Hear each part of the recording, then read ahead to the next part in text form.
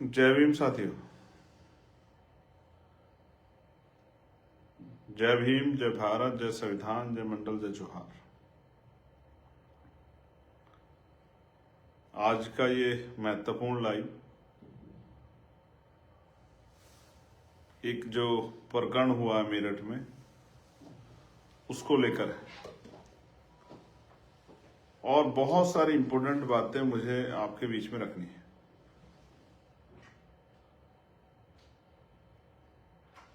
वो बातें इस पूरी घटना से जुड़ी हुई हैं और कुछ ऐसे खुलासे भी हैं जो शायद आपको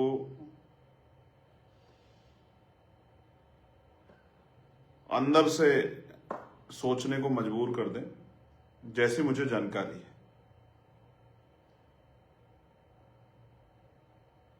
लेकिन क्योंकि स्थिति बड़ी अजीबोगरीब थी और मुझे जो भविष्य में खतरा दिख रहा है इस मामले में, तो मुझे लगा कि आपको उसके प्रति सचेत करना जरूरी हो गया है। सर्वप्रथम तो मैं बहुजन समाज में जन्मे सभी संतों, गुरुओं, महान पुरुषों को नमन करता हूं और उनको नमन करना इसलिए जरूरी है उन महापुरुषों को क्योंकि उन महापुरुषों का बहुत बड़ा योगदान है। तो आज में जो इम्पोर्टेंट बात है, जो मुझे लग रहा था कि अगर आप तक नहीं पहुंची तो खराब हो जाएगा, आप तक ये बात जानी जरूरी है और आपके माध्यम से पूरे देश तक, जहां तक भी लोग इस मामले को जानना चाहते हैं उसको उन तक ये बात पहुंचे। प्यारे साथियों, इस ये घटना को लगभग अब 60 घंटे करीब बीत गए और इन 60 घंटों में मैं चाहता था कल परिवार के पास मिलने जाना, लेकिन वहां के बड़े सीनियर अधिकारी से मेरी बात हुई। उन्होंने मुझसे 24 घंटे का समय मांगा कि हमें 24 घंटे का समय दीजिए, हम गिरफ्तारी करेंगे, हम बेटी को बरामद कराएंगे। और जब वो समय पूरा हो गया तो आज मैं परिवार से मिलने के लिए गया। और आप ये समझिए कि कहीं भी कोई घटना होती है तो परिवार से मिलने के लिए लोग जाते ही हैं, उनका दुख बांटने के लिए। और जो मतलब उस तरह की जनप्रतिनिधि हैं वो इसलिए भी जाते हैं कि परिवार का जो विषय है, उनकी जो मांग है, उनके मन सामने जो परेशानी है उसको उठाएं और उनको एडमिनिस्ट्रेशन, पुलिस, वरिष्ठ अधिकारियों के, मीडिया के माध्यम से उनके संज्ञान में, मुख्यमंत्री और तमाम बड़े अधिकारियों तक उनकी अपनी बात पहुंचाएं, जिससे उस परिवार की मांगों पे सरकार चिंतन करे। तो आज जब मैं चला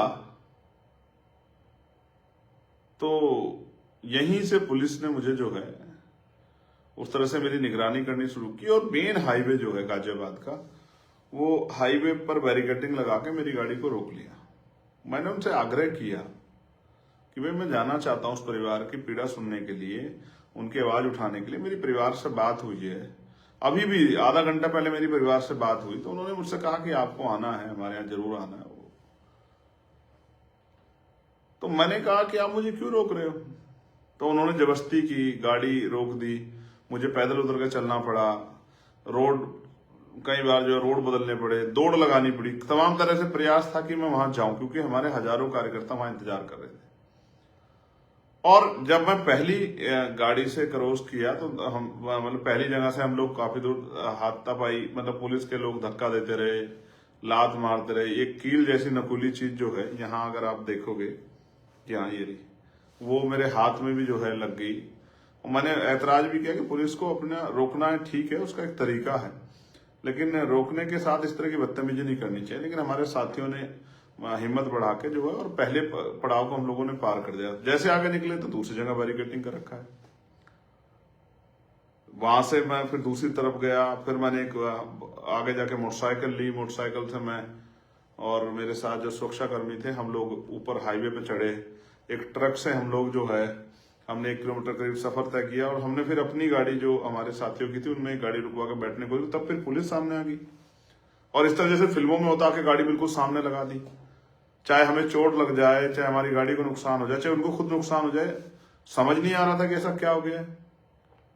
फिर मैं उसके बाद वहां से भी क्रॉस करके हम भागे वहां से, फिर एक गाड़ी अगली पकड़ी, फिर आगे गए तो आगे देखा फिर बैरिकेडिंग लगा कर फिर मैं नीचे चला गया।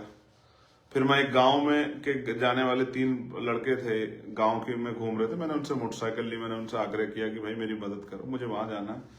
उनके जरिए मैं 4, 5, 6 गांव में होता हुआ किसी तरह से मेरे टोल पे पहुंचा जहां हमारे साथी मेरा इंतजार कर रहे थे।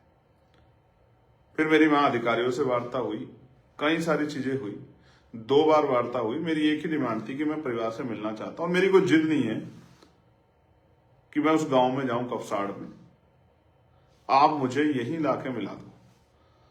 और पुलिस इस बात पर अड़ी हुई थी कि भाई आप गाजियाबाद वापस चले जाओ, हम गाजियाबाद और दिल्ली या दिल्ली मिलने की व्यवस्था करा देंगे, जब हमारी टीम वहां विरोध कर रही थी। और मैं उनसे आग्रह कर रहा था कि भाई मैं यहाँ आया हूं तो मुझे यहीं मिलने दीजिए, परिवार को लाकर मिलवा दीजिए, मैं उनकी पीड़ा को सुन लूं, उनके हाल को जान लूं, उनकी जो परेशानियां हैं, उनके जो इस समय के जो महसूस कर रहे हैं, और मीडिया के सामने रख दूं, अपने लोगों के सामने रख दूं, सब लोगों तक ये बात चल जाएगी। आज मेरे लाइव में 6000 से ज्यादा लोग जुड़ के इस बात को देख रहे हैं, तो इसका मतलब सुबह से ये चीज लोगों के संज्ञान में है कि चंद्रशेखर वहां जाके उस परिवार की आवाज बनेंगे। अब मैं जो इंपोर्टेंट बातें आपको बता रहा हूं, फिर वहां मुझे वरिष्ठ अधिकारियों ने बताया कि बेटा और बेटी बरामद हो गए हैं और आपकी जो मेहनत थी वो सफल होगी, पुलिस को सफलता हासिल होगी है, ये बात उन्होंने मुझसे कही। लेकिन इस बात सिर्फ यहीं तक नहीं खत्म हो रही है, वो परिवार किस हाल में है। ऐसा क्या है कि जो फोर्स लगानी चाहिए थी अपराधियों को रोकने में, वो फोर्स मुझे रोकने के लिए लगाई गई। ऐसा क्या है, सब चीजों को जानते हुए भी इस तरह से जगह जगह बैरिकेडिंग करके और मेरी जान को दांव पे लगा के जो है पुलिस इस तरह की कार्रवाई कर रही थी। कौन इतना प्रेशर कर रहा था, इसका जवाब अगर कोई शख्स दे सकता है तो वो है जिलाधिकारी मुझे मेरठ, जो इस बात का जवाब दे सकते हैं। उनको इस बात का पुख्ता पता कि किसके इशारे पे मुझे रोका जा रहा था। अब मैं वहां जाके करता क्या, किसी के यहां दुख होता है, लोग जाते हैं, तमाम पार्टियों के लोग गए हैं, हम लोग जाते हैं, उनकी पीड़ा सुनते हैं, मीडिया के सामने रखते हैं। और जैसा हमने कहा था कि अगर हमारी मांग पूरी तो धरना देंगे, तो ये सरकार को धरने से डर क्या है, इसका जवाब भी सरकार ही बेटर तरीके से दे सकती है। मैं आपको जो चीज बताना चाह रहा हूं इंपॉर्टेंट, जो आपको जाननी चाहिए, और मुझे जो भविष्य का खतरा है, कल का जो मुझे खतरा है, जैसे बताया गया शाम में जब हम लोग वहां आंदोलन कर रहे थे, पुलिस ने लाठीचार्ज किया या धक्का दिया, इधर खींचा उधर खींचा, कपड़े फटे, चोट लग गई, ये कोई बहुत बड़ी बात नहीं है। तो जब आदमी संघर्ष करने स्वाभिमान सम्मान के लिए निकलता है, इस तरह की सोचें जो होती है, इनसे नहीं घबराना चाहिए। और जो लोग घबराते हैं, मैं तो उनको बिल्कुल भी नहीं मानता कि वो इस बात के साथ सड़क पर निकलेंगे, हम मतलब जाएंगे तो हमें वो नहीं होगी, कोई परेशानी आ जाएगी। तो जिनको इस तरह का भय हो वो घर में रहे यार, काहे को जा रहे हो। बेसिक ये है कि मुझे किसने बताया कि लड़की कल ही बरामद करा ली गई, और आज क्योंकि हम लोग जा रहे थे और हम लोग अगर इस तरह की स्थिति हो जाती तो हमें पता पहले ये बात क्लियर हो जाती लड़की मिल गई, तो हम लड़की से मिलते, वो किस हालत में जानने का प्रयास करते। लेकिन पूरे शाम तक मुझे ऐसा लगता है कि जब बहुत दबाव बन गया तब पुलिस को, एडमिनिस्ट्रेशन को बताना पड़ा कि लड़की और लड़का बरामद हो गए, वरना उससे पहले सारे मामले को छिपाया जा रहा था। अब महत्वपूर्ण क्या है, अगर लड़की पुलिस के पास थी, पुलिस ने बरामद कर ली, तो आज पूरे दिन लड़की को कहां रखा गया, उसको क्या सिखाया गया, क्या समझाया गया। क्योंकि मुझे जो घटना बताई गई है चशमदीदों द्वारा या वहां के लोकल लोगों द्वारा कि वो लड़का उस लड़की को पिछले लंबे समय से परेशान कर रहा था, इस बात को लेकर गांव में विरोध भी हुआ था, इस पर चर्चा भी हुई थी, और लड़की ने स्पष्ट मना कर दिया था कि मैं इस लड़के से दूर रहना चाहती हूँ, इसको कहिए कि लड़का अपना कोई दूसरा रास्ता इख्तियार कर ले, मैं इससे बात नहीं करना चाहती। लड़का जबरन उस लड़की के पीछे पड़ा हुआ था और उसको टॉर्चर कर रहा था, उसको उस लड़की को मजबूर कर रहा था कि वो उस लड़के से बात करे। और उस दिन भी क्या हुआ, अगर आपने सुना हो कि उस लड़के ने खेत से निकल के उस लड़की को आवाज लगाई, जहां उसकी मां भी साथ थी, कि मुझे उससे बात करनी, लड़की ने मना कर दिया। तो जहां तक मुझे नजर आता हुआ ये है कि लड़के ने लड़की को धमकी दी कि अगर तुम मुझसे बात नहीं करेगी तो मैं तेरे परिवार का कत्ल कर दूंगा, और इस बात को पुख्ता करने के लिए उसने एक हथियार से उसकी मां का कत्ल कर दिया। डरी सहमी लड़की जिसकी मां का कत्ल उसके सामने हो गया हो या मृतक स्थिति में हो, वो उसको किस स्थिति में, एक आदमी था, 2 आदमी थे, 4 आदमी थे, उसको कैसे लेके गए, कहां लेके गए, किसी को नहीं पता है। अब मुझे डर क्या है? अब मुझे डर है कि लड़की को डराकर, लड़की को समझाकर, परिवार को डराकर, इसलिए शायद हमें जाने से वहां रोका जा रहा था कि हम ना मिले, हम ना अपनी बात, उनकी बात सुन पाए, ना कर पाए, कि जिसके लड़की को डरा के कल लड़के के फेवर में बयान दिलाए जाए कि मैं ही इसके साथ जाना चाहती थी। और इसका एक माहौल बनाने का काम कल से किया जा रहा है कि लड़का लड़की में प्रेम प्रसंग था, लड़का लड़की जो एक दूसरे को जानते थे, लड़की बड़ी है, लड़का छोटा है। ये सारी बातें कल से जो है वहीं आसपास के लोगों द्वारा, मीडिया का मैं धन्यवाद दूंगा, इस महान मीडिया का, जिसमें बिल्कुल भी नैतिक चरित्र नहीं है, कमजोर वर्गों की बेटियों के चरित्र का दमन करते हुए। ये भी एक तरह का नोचना होता है, जिस तरह का जो है वो मीडिया कर्मी कर रहे हैं। उनमें सब्र नहीं है, उनमें हिम्मत नहीं है जानने की, लेकिन उनको वो किसी भी अरे गहरे कहीं बाइट चला के ये बताना है कि लड़की गलत है। हम कल से देख रहे थे, चाहे हाथरस हो, हाथरस में भी यही हुआ, मीडिया ने डिबेट करनी शुरू कर दी। मेरे आज भी याद है, कुछ चैनल डिबेट करवा रहे थे और कह रहे थे कि फोन में, उनपे कोई जानकारी नहीं थी कि उनके फोन में मैसेज मिले हैं, उनकी बातें होती थी, उनका ये होता था, उनका वो होता था। आप समझिए पूरा नैरेटिव क्या, पूरा नैरेटिव उस परिवार को गलत बनाने का है।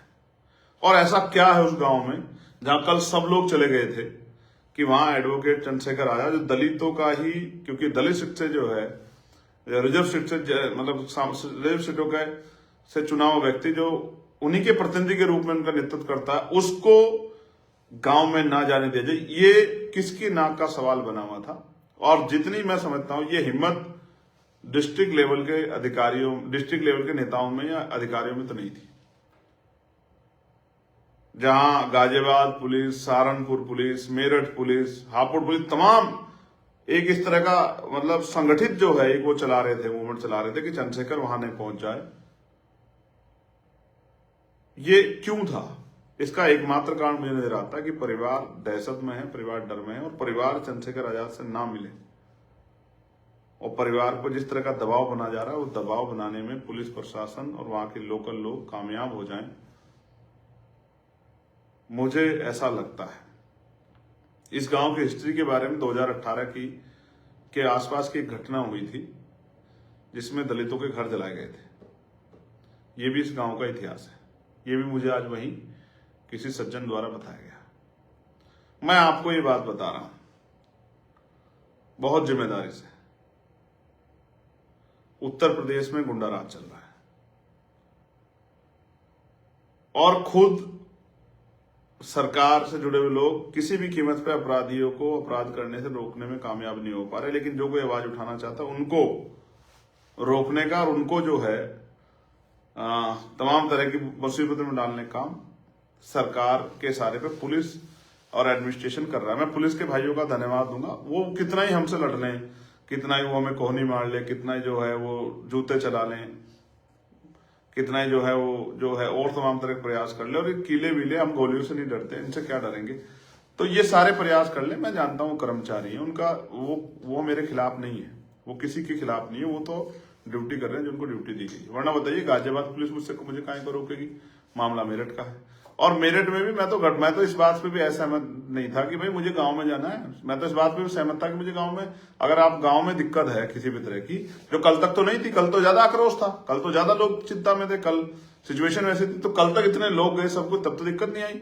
लेकिन आज जब काफी चीजें बीत गई हैं तो हम परिवार को सुने बगैर कैसे वो करेंगे? तो आज ऐसा क्या हुआ कि मुझे वहां नहीं जाने दिया गया? ये बहुत बड़ा चिंता का सबब है। और हो सकता है कल लड़की जो है किसी डर में, क्योंकि कोई मजबूत आदमी तो है नहीं समर्थन में वहां खड़ा दिख रहा है, हो सकता है डरा के धमका के कल उस लड़की से फेवर में बयान दिया जाए। ये मेरा डर है।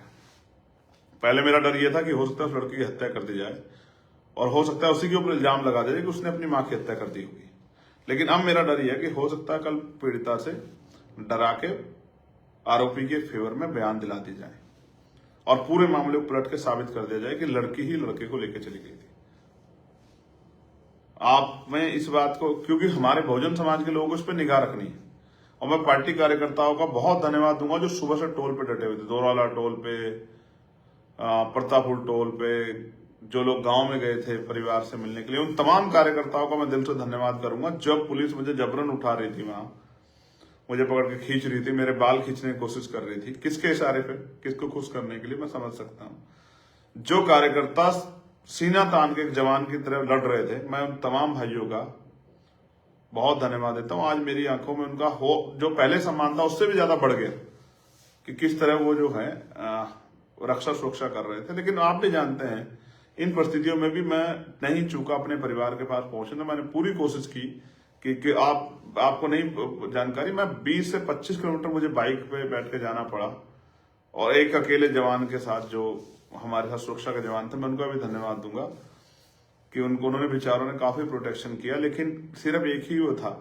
और तमन्ना ये थी कि उस परिवार से जाके मिला जाए, क्योंकि जो समय दिया गया था पूरा हो गया था। बहुत मुश्किल घड़ी, बहुजन समाज के लोगों को सतर्क रहना, सावधान रहना है। और मैं ये पूछना चाह रहा था, मैंने कहा भी मीडिया से कि कपसाड़ जो है वो पाकिस्तान के टेरिटरी में है क्या? कि वहां एक चुना हुआ सांसद जिसकी बहन को उठा लिया गया है, जिसकी जो है मां की हत्या कर दी गई, वो अपने परिवार से नहीं मिल सकता, कि ये पाकिस्तान में है क्या? क्यों? मेरठ जो दिल्ली से 100 किलोमीटर नहीं है, रोड से जो गांव 3 किलोमीटर स्थित है हाईवे से, उस गांव में एक चुना हुआ जनप्रतिनिधि, एक सांसद क्यों नहीं जा सकता? मेरे वहां जाने से किसे खतरा था? इसलिए मेरी चिंताएं बढ़ी हुई हैं। मेरे मन में इस बात का भय है कि उस बेटी के साथ उसको डरा कर, धमका कर, हो सकता है आरोपियों के फेवर में बयान करा दिए जाए। लेकिन हम भी इस मामले पे निगाह बनाए बैठे, हम भी छोड़ने वाले नहीं है। हमारी टीम बेटी से मिलने की कोशिश करेगी, और कोशिश करेगी उसको किसी तरह का दबाव उसके पार ऊपर ना बनाया जाए। परिवार से मेरी अभी बात हुई, वो उसके पिता और भाई नरसी, उनके पिता दोनों रो रहे थे। वो कह रहे थे माँ तो चली गई, माँ को तो आप देख नहीं पाए, लेकिन पिता को आके देख लो। उनकी इच्छा थी, लेकिन उनकी इच्छा के विरुद्ध क्यों जो है प्रशासन किसी भी कीमत पे, आप ये समझिए कि जब मैंने उनसे आग्रह किया, डीएम ऑफिस मिलवा दो, सर्किट हाउस मिलवा दो, लेकिन ऐसा क्या था कि मुझे परिवार से ना मिलने का जो है, ये किसका आदेश था कि चंद्रशेखर को परिवार से नहीं मिलने देना है? आप समझिए, उत्तर प्रदेश है जहां कानून के राज की बात करते हैं, मुख्यमंत्री हर चौराहे पे यमराज खड़े, हर चौराहे पे यमराज खड़े। कहीं कोई बेटी का अपमान कर जाएगा तो वहां यमराज मिलेंगे और वो कहीं ऊपर चला जाएगा। लेकिन यहां तो 52 घंटे बाद यमराज नहीं मिले। कहां गए आपके यमराज, मुख्यमंत्री जी? और जो लोग जा रहे हैं परिवार से मिलने के लिए, उनको रोक रहे हैं, उन पर डंडा चला रहे हैं, उनको जो है अपमानित कर रहे हैं। सब समझ रहे हैं, जनता देख रही है, जनता देख रही है। और जिस तरह का व्यवहार जो है, मुझे लगा कि बाद में पुलिस आधार बनाएगी कि भाई हमारे कार्यकर्ता भी गुस्से में आ जाएंगे। तो मैंने कहा ठीक है, हम लोग नहीं जब मिलने देते कोई बात नहीं, हमें तो अपने लोग समझाने नहीं मिलने देंगे, कोई बात नहीं। लेकिन मैं बहुत जल्द कपसाड़ जाऊंगा, मैं इस बात का आपको विश्वास दिलाता हूं।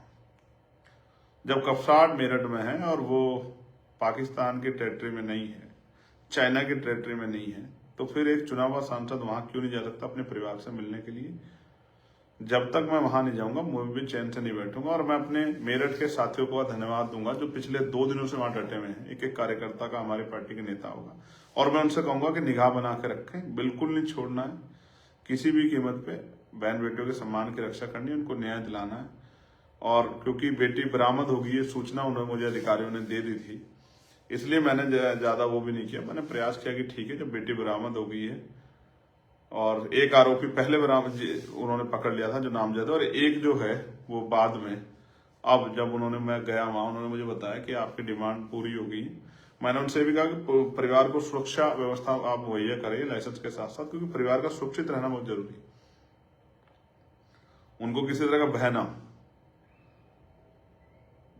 तो ये सब चीजें मैं आपके सामने इसलिए लाना चाहता था क्योंकि जिस तरह की मुझे सूचनाएं मिली, और जिस तरह का आज परिवार से ना मिलने देना, परिवार पर प्रेशर बनाना, और किसी हर तरह रोकना, हजारों की संख्या में फोर्स लगाना, ये इस बात को स्पष्ट करता है कि कहीं तो कोई खेल है, कहीं तो कोई बात है जिसको प्रशासन छिपा रहा है।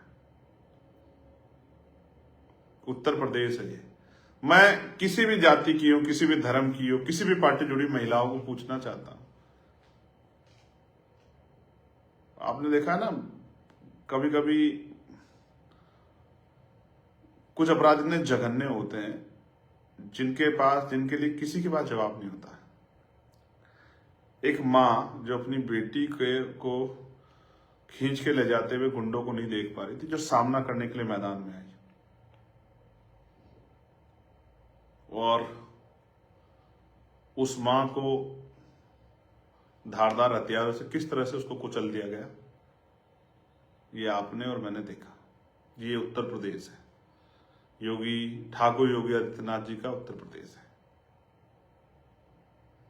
उन्हीं की सरकार में कमजोर वर्गों की बेटियों को उठा लिया जाता है और उनकी माओं के साथ, जब एक माँ जो है ढाल बन के, शेरनी बन के अपने बच्चों की रखवाली के लिए खड़ी जाती है, तो उनकी माओं को धारदार हथियार से कुचल दिया जाता है। और जो उनकी न्याय की आवाज उठाने के लिए जाते हैं उनको पुलिस सड़क बैरिकेडिंग करके रोकने का काम करती है, धक्के देने का काम करती है।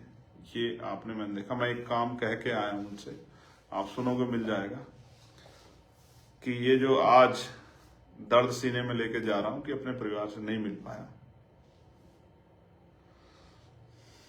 इस दर्द से रोऊंगा नहीं, आंख में आंसू लाऊंगा, घबराऊंगा नहीं, पीछे नहीं बैठूंगा, आगे बढ़ूंगा।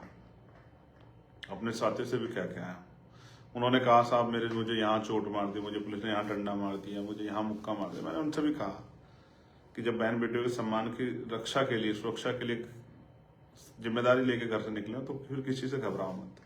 ऐसी मुसीबतें आपका रास्ता नहीं रोक सकती, आपको कमजोर नहीं कर सकती। डटो मैदान में, ये तो आएंगी मुसीबतें।